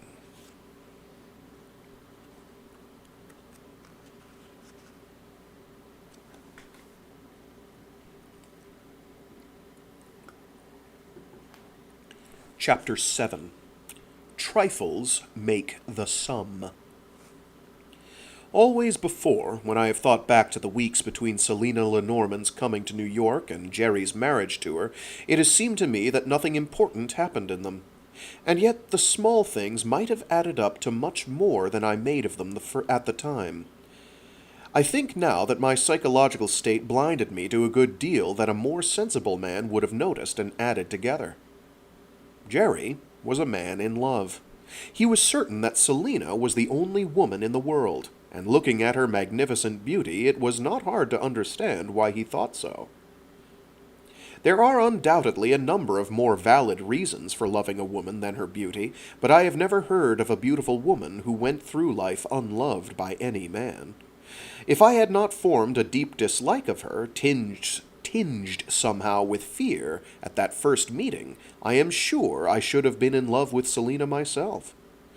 And it was there, and as it was, there were times, particularly after Grace had taken the clothes question in hand, when it stopped my breath to look at her.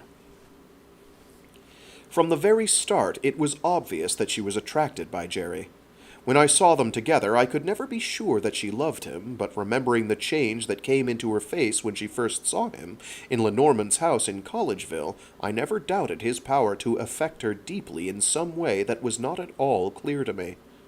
I don't believe that there was a single minute from the beginning when she did not intend to marry him.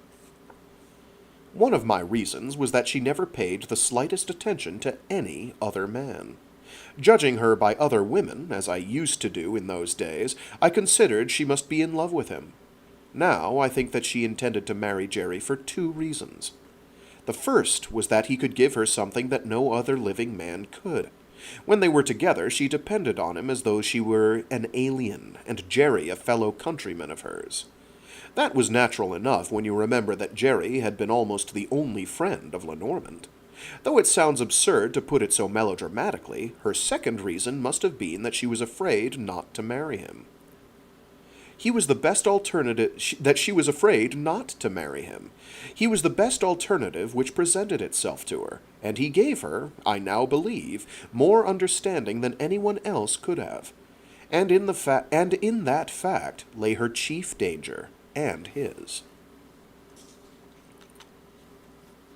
Of course, I am being clearer and more definite about the relationship between them now than I was at the time. The weeks when their romance, if you could call it that, was developing were miserable ones for me. It was impossible for me to like Selina, and Jerry knew that.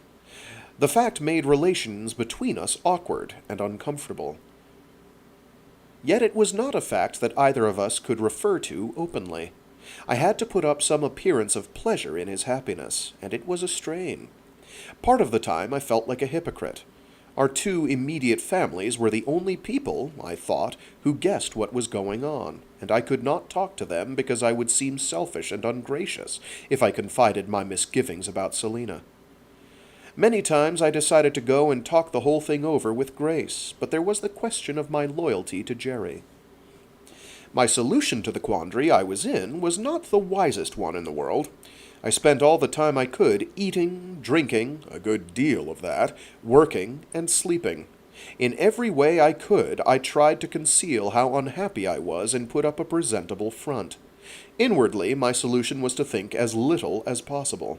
The result was that between alcohol and a self-induced obtuseness to events, I managed to overlook the actual meaning of several episodes. The first of them happened a few days after Selina LeNormand came to town. As Jerry requested, I had explained the problem to Grace. Grace is an acute person, in her way, and when I talked to her beforehand about the situation and what she was supposed to do, I think she fathomed my feelings, and I know she was prepared for something out of the ordinary. Jerry and I had gone round to the latest decorator's delight in which Grace and Fred were living. The walls of the living room were some of them leaf green, and others a dull, twilight sort of blue. The furniture was upholstered in dull, silver-colored cloth, and there was one of those Brancusi streamline things in an alcove at one end of the room, indirectly lighted, so that it gave you the feeling of an evening star. The place was magnificent, and exactly like a stage set. We both goggled at it. They'd only moved in a month or so before, and though we were used to Grace's apartments, this one was a stronger dose than usual. "Well, darling," I said to her, "this is positively one of your nobler efforts." She smiled at me and said, "Yes, isn't it rather sweet? I've always loved these colors and meant to have a room in them some day." Jerry was surveying the place with a look of amused interest. His eye lit on the Brancusi thing, and he smiled briefly, then sat down tentatively at one end of the big sofa. Grace saw his glance. "I do hope you approve, Jeremiah," she said in the tone of a woman who is talking at the bridge table to cover up a finesse she intends to try. He nodded at the that's a reference to Bridge, the card game, obviously. I say obviously, it might not be obvious. I don't know how many people play cards anymore. I don't know, I have no idea. Anyway, he nodded at the wall niche. "That thing there is good. I like it." Grace was taken aback. I could see that she had hoped to be able to tease him with it. To find him approving the most extreme item of a decor carried to the far edge of extremity puzzled her. But she rallied nobly. "I knew you would, my precious." Jerry dismissed it with his highest praise. "It's almost pure mathematics." Grace sat down somewhat abruptly at the other end of the sofa, lit a cigarette, mercifully not one of her special imported ones, and said, "Your friend telephoned a few minutes ago. She has a lovely voice." Jerry said, "Hasn't she?" in a noncommittal tone. Grace gave him her quick smile and crossed her legs. "Poor Fred had to go out tonight. They're doing something or other at the Brook Club." "Probably drinking again," I suggested. Grace and Jerry let the remark go. "Anyway," she went on, "I think we can get along without him for one night." I saw that she did not mean to let Jerry off easily. She had deliberately got Fred out of the way for the occasion, but she meant him to know it and appreciate the fact. Jerry landed one of his rare quick lefts to the chin. "Thank you," he said. I laughed, and Grace gave me a little snoot of mock irritation. "She said she was on her way," Grace went on. Jerry said nervously, "This is very good of you." "Nonsense," said Grace. "I'm complimented, my pet, really. 2 tributes to my taste from you in the same week." She waved her cigarette towards the Brancusi. "But, of course," and she grew quite serious for her, "I am not altogether comfortable about this, Jerry, my lad." He looked at her calmly. "I know," he said. "You have scruples. You think maybe you ought to tell Dad." Grace looked genuinely shocked. "Heavens, no! Not that! But—" and she sighed delicately and so perfectly that I couldn't tell whether she meant it or no. "I don't approve of getting serious about life and matrimony and the opposite sex at your tender age. I did, and I know now that I should have waited and played around a few more years." Jerry said doggedly, "I've thought about all that." "And you're determined to be unreasonable?" Grace cocked an eyebrow at him. "Yes," he said firmly. "Very well," she told him. "Very well. I shall do my part, that is, if it's possible. Now tell me something about your young woman, Jerry. Bark's so hopeless at describing people." I had been at pains to give Grace a detailed picture of Selina, but not an altogether flattering one. Something of my personal bias had shown through, and Grace, like a conscientious workman, wanted to get the specifications direct from the drafting room. The doorbell rang exactly then, and Grace got up at once to answer it. Jerry, sitting on the sofa, began to rub his hands together and stare at the pearl-gray carpet. I got up, uncertainly, and put my hands in my pockets. After a moment, Jerry rose too, and moved toward the foyer. We could hear Grace's light, gay voice saying things like, "My dear, it's so nice to meet you," and the quiet, perfect modulation of Selina's voice answering. They came into the room, and as I saw Selina again, the prickle went down my spine. She was tall, a whole head taller than Grace, and she moved down the room toward us with the long, free stride of an Italian hill village woman. I looked at her face, which is just kind of a crazy thing to say, but it's all right. It's not the first thing I would say, but it's to say that she is not prepossessed of... she's not sashaying, I believe is what they are indicating here. I looked at her face, wondering why I could not like her, and if there would be anything in her expression that I could get a hold of and put a name to in my own mind. There was nothing, or almost nothing. It seemed to me that her mouth was deliberately curved into a smile, and that her eyes were wary. At any rate, she took in the room with one instant glance, but it had no visible effect on her. This time she was wearing a black evening dress, and the white silver of her arms and shoulders and throat was unforgettable. But the dress itself was hopeless. I saw Grace purse up her lips momentarily when she looked at it. For one thing, it was cheap and a little too short for her. Then, more than anything else, it was vulgar. Glittering black sequins which were too large, and all wrong anyway. The line in front was too extreme, and at no place did the thing really fit her. Worst of all, there was a sort of girdle around the waist made to imitate braided gold, and fastened in front with a large buckle containing a sizable fragment of ruby glass, which, if it had been what it pretended to be, would have been worth a young fortune. This time I noticed something about her hands. The fingers were long and round, and gave the impression of tremendous force and strength. They were lovely, but aside from being scrupulously clean, they were quite uncared for. The nails were untinted and short, not even polished. We sat down, and Grace smiled at all of us, reassuringly.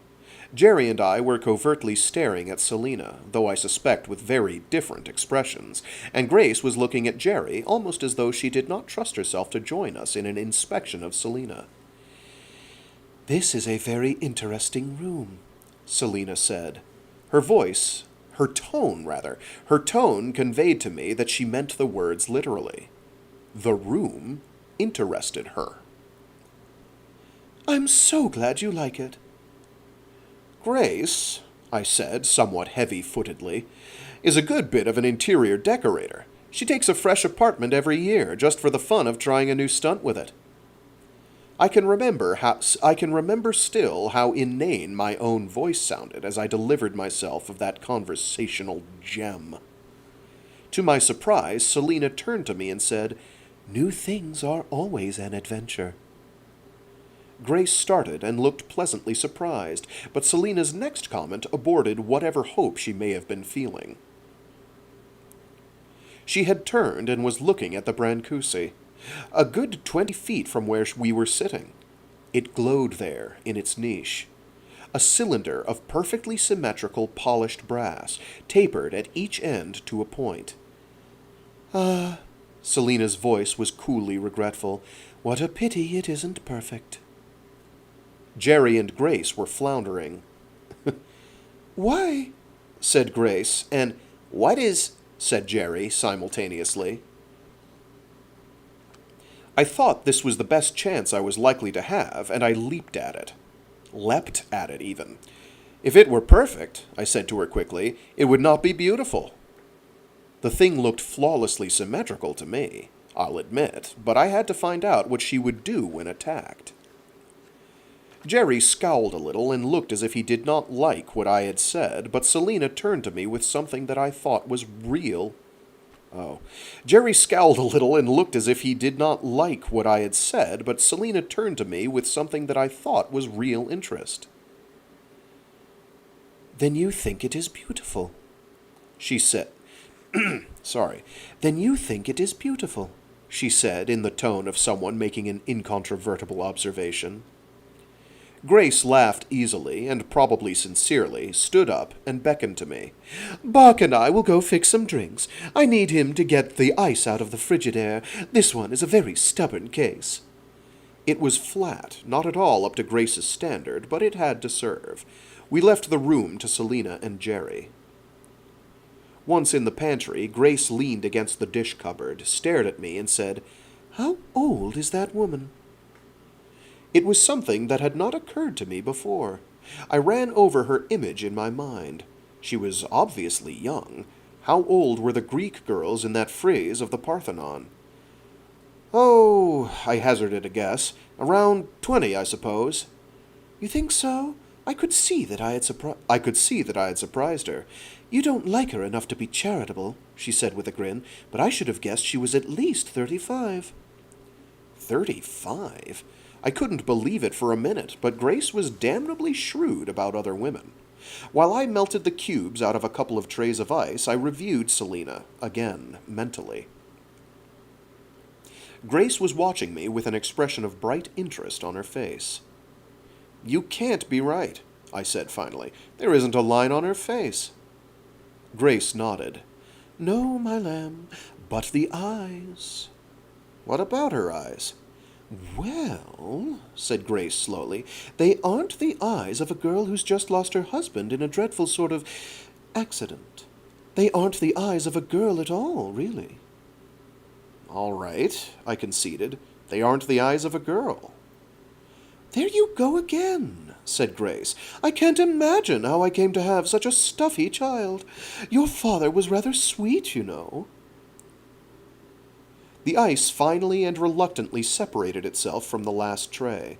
As I tossed the cubes into the bucket with what I hoped was an air of indifference, I said, You still haven't told me how her eyes tell you she is 35. Grace shrugged. You need to have everything so literal. Look into them next time. They are wise eyes, cool and wise. She said nothing for a minute. Then she laid her arm on my shoulder. She is not my sort, Bark, my angel, but I think she is lovely. I'll do my best with her, for Jerry's sake and yours. She always made me cross when she talked like that.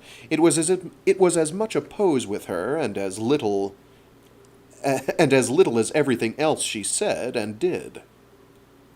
I looked at her hard and said, Look here, Grace, and stopped. I know, she said lightly. Don't be difficult. I don't like her any more than you do, but... And she looked me in the eye firmly and with a certain twinkle. We both owe a lot to Jerry, my pet, and I'm going to give him just what he wants. He's made up his mind anyway. And she slid through the pantry door with the tray of glasses, leaving me to follow with the ice bucket. The rest of the evening passed somehow. I tried to decide whether Selina was as old as Grace thought she was, and couldn't. The conversation was jerky and unreal. Grace did her best to get it started, but somehow every subject was stillborn. She mentioned Noel Coward's latest play, but apparently Selina had never heard of it or him. I tried football and books, but neither of them was a subject that Selina appeared to care about in the slightest. If Jerry could have appeared ill at ease, he would have that evening. I knew him well enough to know that he was desperately uncomfortable. He eagerly seconded all Grace's attempts at small talk, and all three of us drank a good deal in an inconspicuous sort of way. As for Selina, I had wondered what liquor would do to her. She tasted her highball almost curiously at first, without any expression of either pleasure or distaste. Later, after we had had a couple of rounds, she drank about half of her first glass. A moment later she set it down on the table and looked at it with a fleeting expression that seemed to me at the time to have been surprise or wonder, and never touched her drink again for the entire evening. Grace was really superb. She led the talk around to the question of the winter styles with all the finesse of a children's photographer arranging a difficult grouping. She asked Selina what she thought of the new something-or-other hats. Selina thought a moment. I don't think, she said finally, that I have noticed them. But, my dear, said Grace instantly, you simply must. They're so absolutely right for you. Do let me take you round to my man. He makes all my hats for me, designs them individually. Jerry struck in quickly. You know, I think Grace is right. They'd be stunning on you. Selina looked at him quickly, and there was something in her look that was, if not warm, at least eager. Then she turned to Grace. That is very kind of you, Mrs. Mallard.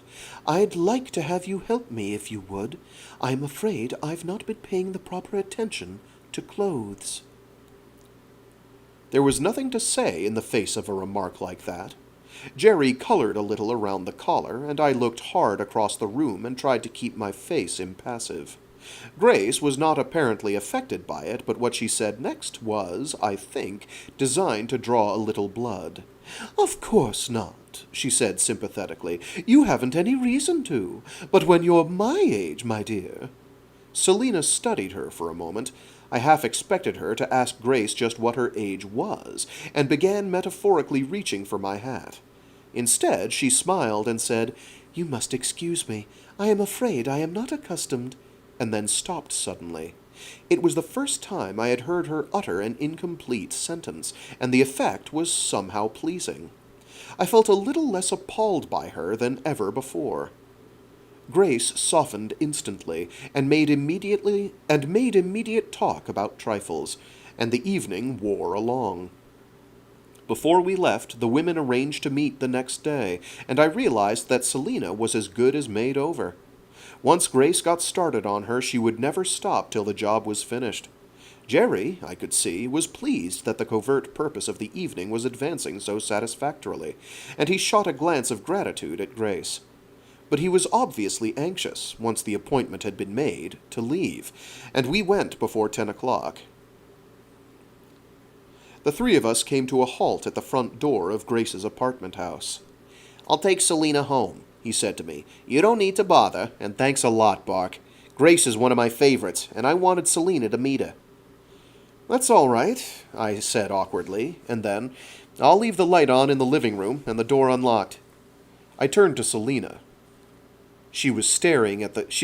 I turned to Selina. She was standing at the curb in the electric twilight of a New York street at night, straight, tall, and beautiful, so that it made my throat ache to look at her, and I hated her and was afraid of her. Good night, Mrs. LeNormand, I said. I meant to add that I'd be seeing her, or something to take the curse off the moment, but I couldn't say anything more. She looked at me, and I felt that everything I was thinking and feeling must show in headlines on my face. She gave me her hand. It was cool and very strong. "Good night, Mr. Jones. We'll see each other again soon.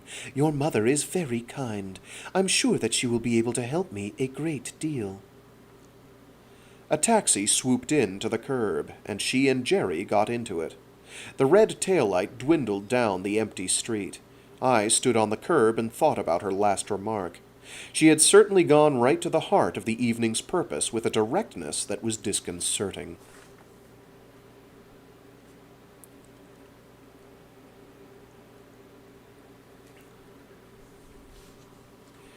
"You see," I told Dr. Lister, "these are little things. Perhaps they have no meaning." He poured us each another glass of sherry. The bottle was beginning to look empty, but neither of us felt any reaction to the wine. Drinking it was a formality, a thing that gentlemen did together. Perhaps it blunted the strangeness of our talk together and made it easier to go on. I raised my glass and sipped slowly. "What you are telling me," he answered thoughtfully, "includes many things that I have always wanted to know.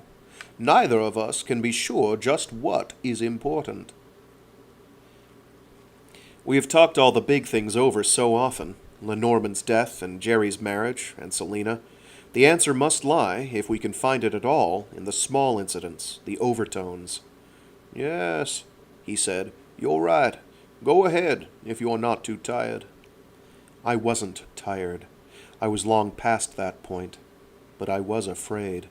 Already some dim idea of the sort of story I had to tell was taking shape in my mind, and what I could distinguish of it was beyond the edge of reason. The transformation in Selina during the next 2 weeks was astonishing.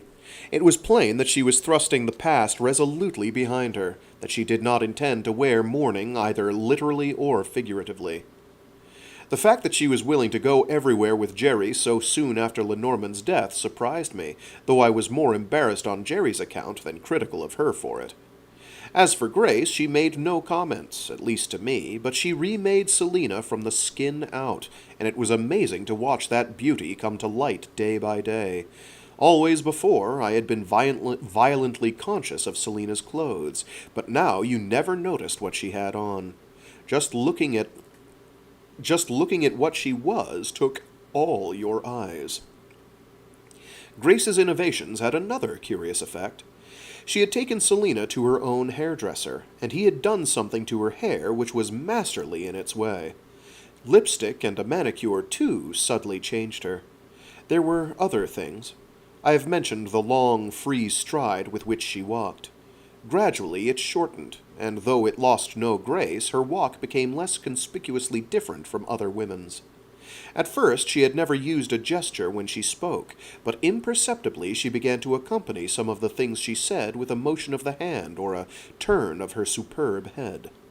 Watching her, one evening, I realized that there was something familiar about her new gestures, and in a moment it came to me that they were Grace's, flawlessly imitated and employed at just the same moments. Even the way she walked. My original feeling that Selina was a statue come to life gradually dissolved. I no longer thought about her as some disturbing sort of Galatea, and though my deep distrust of her never disappeared, I found myself talking to her more, and more, as I would to any other woman. There's a weird comma there. And though my deep distrust of her never disappeared, I found myself talking to her more and more, as I would any other woman, and thinking about her, indeed, not as a woman, but as the girl Jerry was going to marry. By that time there was no pretense about it between the two of us. He never made a formal announcement to me. The nearest he ever came to it was once when we discussed what would be the earliest advisable date. When, as sometimes happened, I went out with them of an evening, I fell into the easy habit of making joking, more or less concealed, references to their getting married. Doing so made me feel, to myself, a pretty good sport about the whole thing, and while Jerry took all my remarks at their face value, there was at least one time when Selina, after one of them, looked at me gravely and said, "You are a generous person, Bark." I had the grace to feel ashamed of myself. One night, early in December, the three of us were to go to the theater. It was one of those occasional balmy days at the outset of the New York winter when the weather is more like May than December, and it is almost too warm to wear a coat. We had 2 or 3 cocktails in the apartment. That is, Jerry and I did, while Selina ate some of the canapes. After that first highball at Grace's, I never saw her take another drink. When we went down to the street, we decided to walk a few blocks before taking a cab.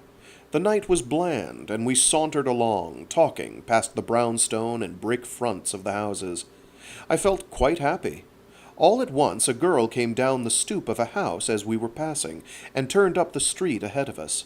What followed was trivial, but somehow it disturbed me deeply, and, as well as any one thing, it illustrates the quality in Selina that froze my occasional efforts to like her. The girl was 16 or so, I suppose, and she had on a party dress and high-heeled slippers, and an evening cape that was obviously new. Jerry and I watched her, idly, and the same observation must have reached us almost simultaneously. Plainly, our predecessor had on her first grown-up party dress and slippers. She walked along with the most careful dignity, looking neither to right nor left. Everything in the carriage of her head, the formality of her walk, the care with which she put one silver slipper down in front of the other proclaimed that she was feeling not only thoroughly mature, but a lady. Or, more likely, a movie queen. As we came to a darker stretch of the sidewalk, her promenade suddenly stopped. She skipped over to the curbing and began to walk along it, balancing herself with her arms and almost running along the edge in quick, uneven steps. Then she crossed the sidewalk, half running, and darted up the step of another house. We could hear the radio playing dance music inside. Jerry's grin of amusement met my own, and we began to laugh. Both of us were delighted. There was no need to comment at all. All Jerry said was, "Swell." Selina looked at each of us in turn for a moment. We were still chuckling.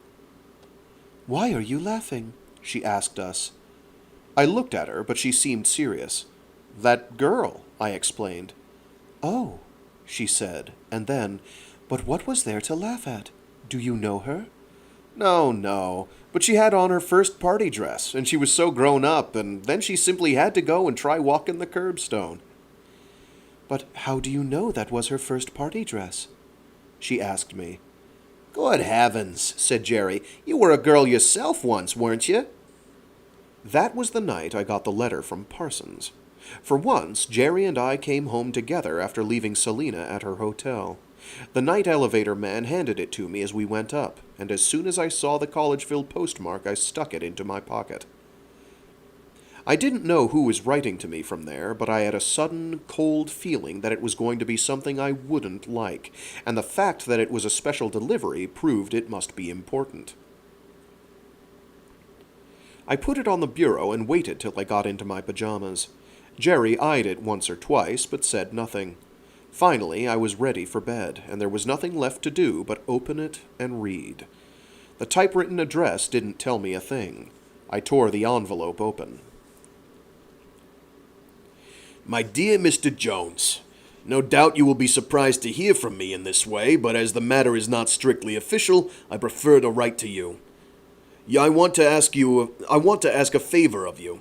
Will it be possible for you to come down to Collegeville sometime this week? I am still working on the case, as you probably know, and am anxious to have some help from you if you can give it to me. The question is one which I think only you can answer for me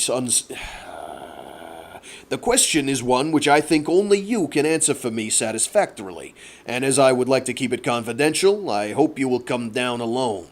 Unless I hear from you, I shall expect you on the 9th by 11 o'clock train. Please meet me at police headquarters. Very truly yours, Alan L. Parsons, Chief, County Detectives. Jerry had been watching me as I read. When I finished, he said, Somebody die and leave you $1 million? "No," I said, trying to sound impersonal. "Just something I have to attend to later in the week." But I lay awake a long time, wondering. It hurt to lie, to conceal something from Jerry, but worse than that was my conclusion that Parsons must have found something, some clue, and wanted to confront me with it. And if he wanted me to come alone, it meant that whatever he had found must implicate Jerry. Or perhaps it implicated me. Maybe he had come upon the story of LeNormand's using Jerry to type the letters to the other astronomers, and wanted to ask me about it separately. But that didn't seem entirely logical. I revolved every possibility I could think of in my mind. I even considered waking Jerry up and telling him, but then I felt I had no right to do that. Say, Bork. His voice came to me through the dark of the other side of the room. You asleep? "No? What?" I just thought I'd tell you. Selena and I are getting married next month. We plan on the 12th. "Gosh, that's swell. You're a lucky guy." I hoped my voice sounded convincing. I'll have to ask Dad to be best man, of course, and it'll be just a very small ceremony. "Sure," I said. You'll be there, of course. "Absolutely." And that, methinks, is where we will call it for today. With some mystery hanging over our heads, with only more mystery to come. That's not a spoiler. That's the nature of narrative. So yeah. The book is moving along. Yes, it does have what could be considered, kindly considered, rather retrograde views of the female condition, but it is also something that was written or published in 1937, so its perspectives have changed somewhat.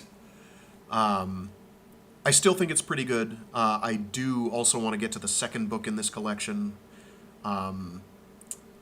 because I think that one's pretty good too. We'll probably just go ahead and do it after we finish it, which will probably take another month or so, and then we'll get started on Cytine by C.J. Cherryh. It is a crying shame that William Sloane was not terribly prolific, because I find that he's got a pretty good head on his shoulders for writing kind of believable characters, even when he's writing characters that are, inherently not easy to comprehend or are very strange, like Selena, It Is Dawning on Us is. Some artifacts of an older writing style are present. There's some interesting gaps or breaks in sentences with commas. They tend to be longer sentences than most writers do nowadays, which means I occasionally get lost in the sauce, and for that I apologize. This Friday, we will be starting The Nightland by William Hope Hodgson, which is another sort of spooky affair in multiple ways, as I would consider it maybe the definitive eldritch/cosmic horror love story. It's not to overhype it, it's pretty good at that. It's very romantic. It is very much a romance in a lot of ways. The first installment is going to be, I'm pretty sure, I had to tell you that story so I could tell you this one, because it's pretty long, but it's kind of this. No, we'll get through it, I think.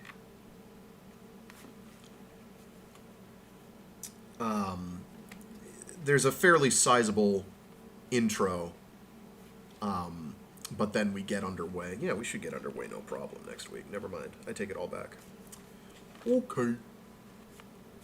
So yeah, look forward to that this Friday. nothing else crazy that I can think of. Hopefully people enjoyed. I know I did. Yup.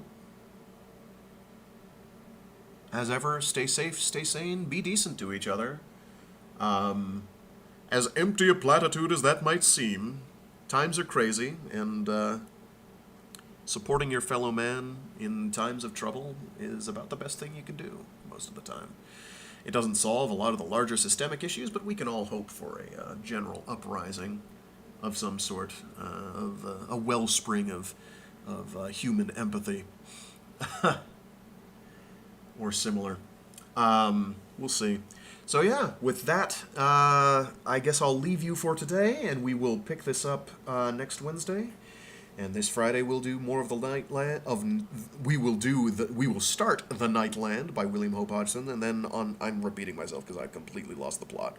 And then on Monday, that's what I'm trying to get to. On Monday we'll continue reading through Full Metal Panic Book 6, Dancing Very Merry Christmas. Thank you for tuning in, Plunderlings. I appreciate it. I see you.